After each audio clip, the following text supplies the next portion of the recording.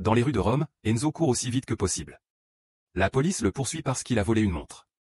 La course-poursuite dure un moment, et lorsqu'Enzo aperçoit une manifestation, il se mêle à la foule pour ralentir les policiers. Finalement, il atteint le pont, mais une voiture de police lui bloque le passage. Il court alors se cacher dans une grue au bord du fleuve. Malheureusement, les agents voient ce qu'il fait et Enzo n'a d'autre choix que de sauter dans l'eau. Il attend que les policiers soient partis pour recommencer à bouger et marche accidentellement sur de vieux fûts, ce qui le fait glisser. Un fût se casse et Enzo se retrouve couvert de matériaux radioactifs. En s'agrippant à la grue, il parvient à refaire surface et commence à rentrer chez lui. Pendant le trajet en bus, il ne cesse de tousser une substance très étrange. Lorsqu'il parcourt à pied les derniers pâtés de maisons menant à son appartement dans les quartiers pauvres, son corps s'affaiblit à chaque pas. Cette nuit-là, Enzo passe beaucoup de temps dans la salle de bain à vomir encore de cette substance noire. Lorsqu'il se met au lit, il n'arrive pas à arrêter de trembler malgré plusieurs couvertures. À la télévision, les informations parlent des attentats récents et des nombreuses manifestations réclamant l'aide du gouvernement. Le matin venu, Enzo se sent mieux et sa salive est de nouveau claire. Après un petit déjeuner rapide, il va voir son voisin Sergio pour lui vendre la montre, mais il doit attendre que ce dernier termine une réunion avec son gang. Dans le bureau, le chef de gang Fabio se dispute avec ses hommes au sujet de la prochaine mission. Ils doivent récupérer des substances illégales auprès de deux frères passeurs. Antonio n'est pas très content du plan improvisé et proteste, mais Fabio exige l'obéissance. Ensuite, un des gars apporte un nouveau téléphone à Fabio, mais ce n'est pas la couleur demandée, alors Fabio le bête à mort. Une fois la réunion terminée, Sergio rejoint enfin Enzo et lui achète la montre. Alors qu'Enzo s'apprête à partir, Sergio lui propose de participer à la mission. C'est très risqué, mais Enzo a besoin d'argent, alors il accepte. Ils vont ensuite chez Sergio pour prendre ce dont ils auront besoin, et Enzo y rencontre Alessia, la fille de Sergio. Elle se comporte de manière étrange et dessine souvent des œuvres enfantines qu'elle accroche partout sur les murs. Alessia parle à Sergio de son anime préféré, Steel Jig, croyant réellement que le héros viendra la sauver un jour. Quand les hommes partent, Sergio s'excuse pour le comportement de sa fille et révèle qu'elle est psychologiquement atteinte. Elle était déjà spéciale lorsqu'elle était enfant, mais après la mort de sa mère, elle s'est coupée du monde. Peu après, Sergio et Enzo récupèrent les deux frères passeurs à l'aéroport et les emmènent sur un chantier abandonné. L'un d'eux se sent mal, et l'autre insiste pour aller à l'hôpital, mais Sergio lui donne un coup de poing et lui dit de remettre les paquets d'abord. Les frères ont caché les substances dans leur corps et la mission consiste à les extraire en toute sécurité. Ils montent au 10e étage du bâtiment où les frères doivent évacuer les paquets par voie naturelle, mais le frère malade fait soudain une crise et meurt. Apparemment, le paquet s'est rompu dans son estomac et il a fait une overdose. Sergio annonce qu'ils devront ouvrir le corps pour récupérer le paquet. Le frère survivant s'énerve, jette de l'eau au visage de Sergio pour le distraire, puis lui vole son arme. En même temps, Sergio répond à un appel sur son téléphone, et un autre membre du gang entend Sergio se faire tirer dessus à plusieurs reprises. Dans un dernier élan de force, Sergio fracasse la tête de l'homme contre une colonne. Alors que les deux corps s'effondrent, le frère tire une dernière fois et touche Enzo à l'épaule, le faisant tomber du haut de l'immeuble. Le corps d'Enzo s'écrase au sol dans une douleur insupportable, mais il n'a pas la moindre blessure. Il se relève, endolori et confus, puis s'enfuit. Pendant ce temps, Fabio et son gang rencontrent Nunzia, une dangereuse terroriste et l'une des plus grandes trafiquantes de Rome. Fabio est censé lui apporter les paquets des frères, alors il ment et promet de les lui fournir bientôt. Il sait que s'il échoue, elle le tuera. Sur le chemin du retour, Enzo est arrêté par Alessia, qui lui demande des nouvelles de son père. Enzo l'ignore et entre dans son appartement pour courir à la salle de bain, où il couvre ses blessures par balles avec du papier toilette. Alessia ne renonce pas et commence à frapper à sa porte, ce qui pousse un Enzo très frustré à répondre en donnant un coup de poing dans le bois. À sa grande surprise, il crée un trou avec son poing. Pour tester cela, il pousse l'armoire et arrache le radiateur du mur pour le tordre, ce qui confirme qu'il a maintenant une force surhumaine. Ensuite, Enzo sort avec le visage couvert et trouve un distributeur automatique. Il utilise sa nouvelle force pour le frapper plusieurs fois, le rendant suffisamment lâche pour l'arracher du mur. Il le ramène chez lui et utilise l'argent pour remplir enfin son frigo et acheter quelques films pour adultes. Lorsqu'il vérifie la blessure à son épaule, elle est déjà guérie. À ce moment-là, il entend des cris et sort pour découvrir Fabio et ses hommes en train d'agresser Alessia. Ils ne savent pas où Sergio a emmené les frères et veulent l'information, mais Alessia leur répond par d'autres de ses délires. D'abord, Enzo les ignore et tente de descendre les escaliers, mais Fabio, agacé par sa présence, lui donne une gifle. Enzo continue à avancer et le gang pousse Alessia dans son appartement. Il commence à fouiller les lieux à la recherche des paquets illégaux, et lorsqu'il s'empare du DVD de son anime, elle panique et griffe Fabio. Il la frappe immédiatement plusieurs fois avant de demander à un de ses hommes de la saisir. Tandis que l'homme la touche de manière déplacée, Fabio prend un couteau et la menace de mort si elle ne lui dit pas où se trouve Sergio. Soudain, Enzo fait irruption par la fenêtre, le visage couvert pour cacher son identité. Un gangster s'approche pour le frapper, mais Enzo ne ressent presque rien et soulève facilement le gros type pour le jeter sur la table. Fabio prend Alessia en otage et ordonne à ses hommes d'arrêter l'inconnu, mais Enzo les vainc tous en quelques secondes grâce à son nouveau pouvoir. Un Fabio terrifié annonce alors qu'ils s'en vont et les hommes s'enfuient de l'appartement. Alessia en profite pour frapper Fabio et se libérer, le faisant tomber. Fabio plante ensuite le couteau dans le pied d'Enzo avant de s'enfuir avec ses hommes. Ensuite, Enzo retire le couteau et regarde dans sa chaussure pour découvrir qu'il a perdu un orteil. Alessia pense qu'Enzo est le héros de son anime préféré et lui demande de l'emmener chez lui pour être en sécurité. Ils vont chez lui et Enzo recoue son doigt de pied pendant qu'Alessia continue à divaguer sur le super-héros animé. Elle pense qu'Enzo devrait aider toute la ville, mais il affirme qu'il se fiche des gens et qu'il ne l'a sauvée que parce qu'elle est la fille de Sergio. Lorsqu'elle lui redemande où est son père, il répond qu'il ne sait pas. Cette nuit-là, Alessia dort dans le lit et Enzo prend le canapé, mais il n'arrive pas à dormir car il est distrait par son corps. En fouillant sa veste, il trouve une boîte contenant des papiers détaillant un plan pour braquer un fourgon blindé. Le lendemain matin, Enzo se réveille et découvre Alessia en train de regarder un film porno, il l'éteint immédiatement. En vérifiant son pied, il se rend compte que son orteil ne s'est pas rattaché, ce qui signifie que toutes les blessures ne peuvent pas guérir. Comme Alessia n'a pas de famille, Enzo l'emmène à la maison de repos où Sergio l'envoyait chaque fois qu'il allait en prison. Enzo lui promet de revenir le lendemain et joue le jeu quand elle continue à l'appeler par le nom du héros de son dessin animé préféré. Une fois rentré chez lui, Enzo étudie le plan de Sergio, mais regarde aussi quelques épisodes de la série préférée d'Alessia. Pendant ce temps, les images de sécurité montrant Enzo en train de voler le distributeur automatique deviennent virales. Fabio et son gang les voient et réalisent que c'est le même homme qui les a attaqués. Le groupe cherche toujours les colis, car Nunzia les attend, mais Antonio pense qu'il devrait contracter un prêt pour la rembourser.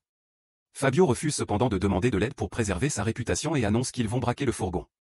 Lorsqu'ils retournent au bureau, les hommes de Nunzia informent Fabio qu'ils ont retrouvé le corps de Sergio. Nunzia veut l'argent pour le lendemain. Le jour suivant, Fabio et ses hommes se cachent dans les hautes herbes près de la route pour attendre le fourgon. Mais Enzo se trouve sur le pont et jette des pierres pour le faire s'arrêter. Puis il saute dessus, brise la vitre et jette le conducteur dehors. L'autre employé se rend de peur, alors Enzo frappe la porte arrière jusqu'à la détacher et voler tout l'argent. Fabio, furieux, sort de sa cachette et ouvre le feu, mais Enzo s'enfuit simplement. Le gang est obligé de faire de même, car l'employé appelle déjà la police. Ce soir-là, Enzo remplit à nouveau son frigo et achète un projecteur pour continuer à regarder la série. Le moment est interrompu par la sonnette, et en regardant par la fenêtre, il voit une voiture de police garée dehors. Enzo entrouvre la porte pour trouver deux policiers qui ont retrouvé Alessia errant dans la rue, alors ils l'ont ramenée. Une fois les policiers partis, Alessia offre à Enzo quelque chose qu'elle a tricoté pour lui, en disant qu'il devrait le porter quand il se transforme. Enzo essaie de lui dire qu'il ne veut pas d'elle ici, mais Alessia découvre qu'il a acheté toute la collection de DVD de sa série préférée, et ils finissent par la regarder ensemble. Pendant le marathon, Alessia tend la main pour attraper de la nourriture et saisit par erreur celle d'Enzo. Il la serre doucement, mais lorsqu'il retire une boîte de DVD sous sa jambe, Alessia fait une crise. Elle croit qu'Enzo essaie de faire des choses sales et le supplie d'arrêter en disant que ça fait mal. Comprenant qu'elle a été abusée dans le passé, Enzo la serre dans ses bras et jure qu'il ne lui fera aucun mal. Pendant ce temps, les hommes de Nunzia sont au point de rendez-vous, mais ne voient pas Fabio, alors ils essaient de l'appeler. Fabio rejette l'appel en les observant de loin. Le lendemain matin, Fabio remarque un graffiti représentant le mystérieux voleur masqué sur les murs de son immeuble. Au bureau, Fabio trouve Antonio en train de se préparer à contracter un prêt pour rembourser Nunzia. Une dispute éclate, mais malgré tous les cris de Fabio, Antonio ne le respecte plus et dit qu'il est maintenant le chef. Quand Antonio s'en va, Fabio lâche ses chiens pour le dévorer vivant. De son côté, Enzo emmène Alessia dans un parc d'attractions abandonné, car elle se souvient y être venue avec ses parents quand ils formaient encore une famille heureuse. Alessia s'installe dans la grande roue, et Enzo utilise sa force pour la faire tourner, ce qui la rend très heureuse. Ensuite, ils vont au centre commercial, où Alessia assigne un personnage à chaque inconnu qu'ils croisent. Elle convainc Enzo d'essayer, mais il manque d'imagination. Il s'arrête dans un magasin pour acheter le costume de princesse qu'Alessia a toujours voulu. Elle invite Enzo à entrer dans la cabine d'essayage avec elle et lui donne quelques baisers innocents. Enzo finit par perdre le contrôle et la plaque contre le mur pour faire l'amour, même si Alessia n'en tire aucun plaisir. En sortant du centre commercial, Alessia craque et crie sur Enzo pour ne pas l'avoir aidé à retrouver son père. Enzo finit alors par lui dire que Sergio est mort. Alessia fait une crise et lui reproche de ne pas avoir protégé son père. Elle dit aussi qu'elle comprend maintenant pourquoi il n'a pas d'amis, parce qu'il ne se soucie de personne, pas même d'elle. Puis elle s'enfuit seule. Pendant ce temps, le braquage du fourgon passe aux infos, et Fabio jette tout ce qu'il trouve dans son bureau, jaloux de la popularité du mystérieux inconnu. Quelques secondes plus tard, Alessia monte dans un tram, mais celui-ci s'arrête brusquement quand Enzo le saisit par l'arrière. Les passants voient sa force et réalisent qu'il s'agit du célèbre voleur, alors ils commencent à le filmer. Après avoir arrêté le système du tramway, Enzo entre et s'excuse auprès d'Alessia. Elle accepte de partir avec lui, mais lui rappelle aussi de mettre un masque, puisque les passagers ont vu son visage. Enzo porte Alessia hors du tram et les gens le suivent en le filmant. Le moment est interrompu lorsqu'une nouvelle bombe explose dans la ville. Alors que tout le monde panique, Enzo en profite pour s'enfuir discrètement avec Alessia. Quelques minutes plus tard, ils sont au commissariat et Alessia identifie le corps de son père. Sur un parking, Fabio retrouve un ami dealer pour lui demander un prêt, et ils finissent par s'amuser dans la voiture. Soudain, Nunzia arrive avec ses hommes, qui le traînent hors du véhicule et le frappent. Fabio essaie d'expliquer qu'il a l'argent, mais on l'ignore. Nunzia tue l'autre dealer et récupère l'argent dans la voiture pendant que ses gars attachent Fabio avec du ruban adhésif. Ensuite, ils le recouvrent d'essence et lui remplissent la bouche de savon en se moquant de lui parce qu'il pleure. Nunzia sort son briquet, mais au lieu de l'enflammer, elle éclate de rire en disant que c'est une blague.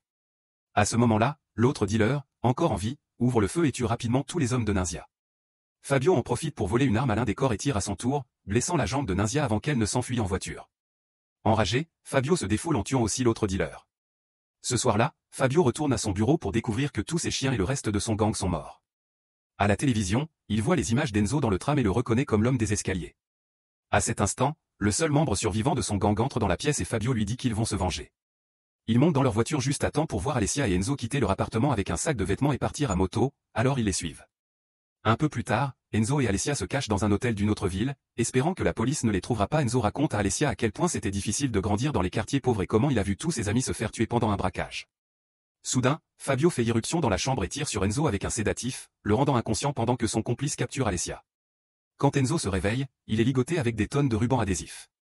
Alessia est enfermée dans une camionnette et Fabio menace de la tuer si Enzo ne lui dit pas comment obtenir des pouvoirs. Enzo prétend d'abord ne pas savoir, alors Fabio ordonne à son complice de faire du mal à Alessia. En entendant ces cris, Enzo n'a pas d'autre choix que de coopérer. Il guide Fabio jusqu'à l'endroit dans la rivière derrière la grue, mais Fabio refuse de sauter, pensant que c'est un piège. Au même moment, Alessia dit à l'homme de main qu'elle doit aller aux toilettes, et lorsqu'il s'approche, elle lui plante une aiguille à tricoter dans le cou. Elle court vers la rivière, où Nunzia et ses hommes arrivent aussi. Fabio ouvre le feu et tente de prendre Alessia en otage, mais l'ennemi l'abat rapidement. Quand Enzo rejoint Alessia, il découvre qu'elle a été blessée. Fabio, mourant, essaie de s'éloigner en rampant, mais Nunzia l'arrête en le brûlant avec un lance-flamme. Fabio panique quelques secondes avant que son corps ne tombe dans la rivière. Avant de mourir, Alessia demande à Enzo de devenir le héros gigue et de sauver tout le monde. Le lendemain matin, Fabio sort de la rivière couvert de déchets chimiques. Il se maquille pour couvrir ses cicatrices de brûlure et choisit même une perruque. En tentant de tuer une mouche, il détruit une partie de sa voiture, prouvant qu'il a acquis une force surhumaine. Il se rend alors au quartier général de Nunzia et dépose son téléphone pour filmer le combat à venir. Grâce à ses nouveaux pouvoirs, il tue facilement tous les hommes présents. Lorsqu'il atteint Nunzia, il la serre si fort qu'il lui brise la colonne vertébrale, la tuant. Après avoir dansé avec son cadavre, il remarque une porte mystérieuse et l'ouvre pour découvrir un vaste arsenal. Les explosifs confirment que c'était le gang de Nunzia qui avait bombardé la ville. Pendant ce temps, Enzo est trop triste pour faire quoi que ce soit et erre sans but. Deux policiers l'aperçoivent depuis leur voiture mais, en essayant de l'attraper, provoquent un accident avec une voiture familiale. Les agents courent secourir la mère, mais ils n'arrivent pas à sortir la fille à temps et la voiture prend feu. Enzo court aussitôt vers la voiture, arrache une porte et sauve l'enfant. La mère serre sa fille dans ses bras et remercie Enzo, ce qui lui rappelle Alessia. Ensuite, la télévision d'un stand de nourriture diffuse la vidéo de Fabio tuant le gang de Nunzia, qui est devenue virale. La vidéo se termine avec Fabio parlant à la caméra, annonçant qu'il prépare quelque chose de grand. Déterminé à l'arrêter, Enzo convainc un conducteur de lui prêter sa moto. Lorsque l'homme lui demande son nom, Enzo se présente avec celui du héros de l'anime. Pendant ce temps, Fabio arrive dans un stade plein de monde en se faisant passer pour un sans-abri, ce qui lui permet de surprendre les gardes et de les assommer. Une fois à l'intérieur, il commence à préparer la bombe. Lorsqu'Enzo arrive au stade, un employé lui rappelle qu'il a besoin d'un billet, mais Enzo déplace un morceau du portail lourd à main nue. Il trouve rapidement Fabio et tente de le combattre, mais Fabio le surprend avec sa nouvelle force et le projette à travers un mur. Enzo riposte en lui lançant une cuvette de toilette à la tête et le combat continue. Les deux hommes échangent des coups d'une force incroyable en utilisant les murs pour infliger plus de dégâts. Voyant qu'il ne peut pas gagner, Fabio tente de fuir et Enzo le poursuit alors que la police commence à encercler le bâtiment. Après une longue course, Fabio se cache parmi la foule dans les gradins, mais Enzo le retrouve et commence à le battre, faisant tomber le détonateur. Fabio réplique et projette Enzo avant de sauter par-dessus le mur. Quand Enzo se relève, il voit les policiers essayer de capturer Fabio. Il saute aussi et se cogne la tête en atterrissant, ce qui le rend étourdi. Cela donne à Fabio le temps de vaincre les policiers et de s'enfuir à nouveau. Enzo force son corps à bouger et le poursuit, tandis que Fabio active manuellement la bombe dans une ambulance avant de repartir en courant. Enzo remarque qu'il ne reste que 5 minutes avant l'explosion, alors il prend le volant et démarre. Malheureusement, la police bloque la rue et ne bouge pas malgré ses avertissements. Enzo décide alors de saisir la bombe et de pousser l'ambulance, la faisant s'écraser contre les voitures de police. Tandis que les officiers sont distraits, Enzo traverse la foule pour atteindre le pont, mais Fabio le plaque au sol. La bombe tombe près de la rambarde pendant que Fabio commence à fracasser la tête d'Enzo contre le sol. Puis Fabio court vers la bombe et réduit le temps à 15 secondes. Enzo se ressaisit juste à temps pour le plaquer à son tour, les faisant tomber dans la rivière avec la bombe. L'explosion a finalement lieu sous l'eau et ne détruit rien, mais provoque un jet d'eau qui propulse la tête de Fabio sur le pont. Pendant les jours qui suivent, tous les médias débattent pour savoir si Enzo est un vrai héros ou juste un voleur. Ils supposent qu'il s'est noyé dans l'explosion, mais en réalité il est sorti vivant de la rivière. Il porte désormais le masque qu'Alessia lui avait tricoté pour garder son identité secrète tout en aidant la ville.